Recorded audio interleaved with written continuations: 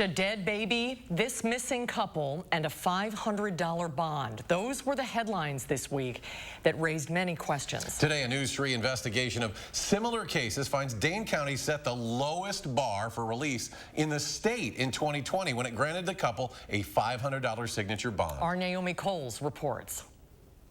Still on the run, months after missing a court date.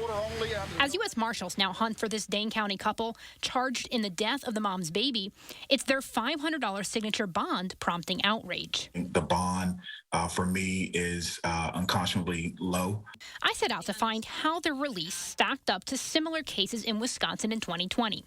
Dane County was the only county in Wisconsin to use a $500 signature bond with a first-degree reckless homicide charge. Statewide, including in Milwaukee County, about 90% use cash bail instead, usually $50,000 or more.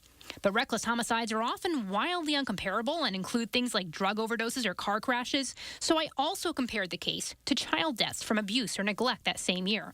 Every case I found with criminal charges, including cases with no or minimal criminal history, courts set often high cash bails for parents.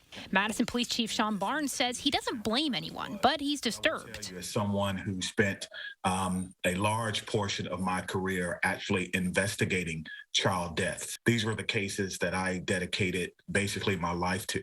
And so to hear that the bail was so low, it's certainly disappointing. I think there's been a lot of public reaction and anger to this case, and they want to see those persons have their day in court, and I believe I do as well. UW criminal law professor Cecilia Klingel explains. Courts, again, are trying to balance a lot of competing factors. In Wisconsin, cash bail can only be set to get someone to return to court. So there's no right answer to the right amount of bond. Again, it's supposed to be low enough that people actually could post it. Over emails, Dane County's presiding criminal judge John Hyland and District Attorney Ishmael Ozan told me many factors went into the court's decision to grant the $500 signature bond, like how they hadn't fled during a long investigation.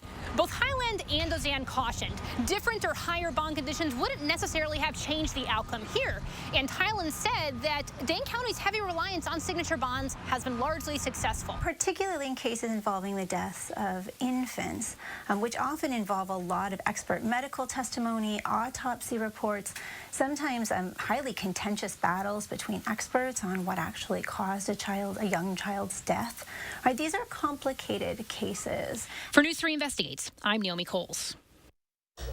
For more details from Naomi's report, head online to channel3000.com. And check News 3 Investigates for a special report covering the problems that may come as Wisconsin looks at making its cash bail system more strict.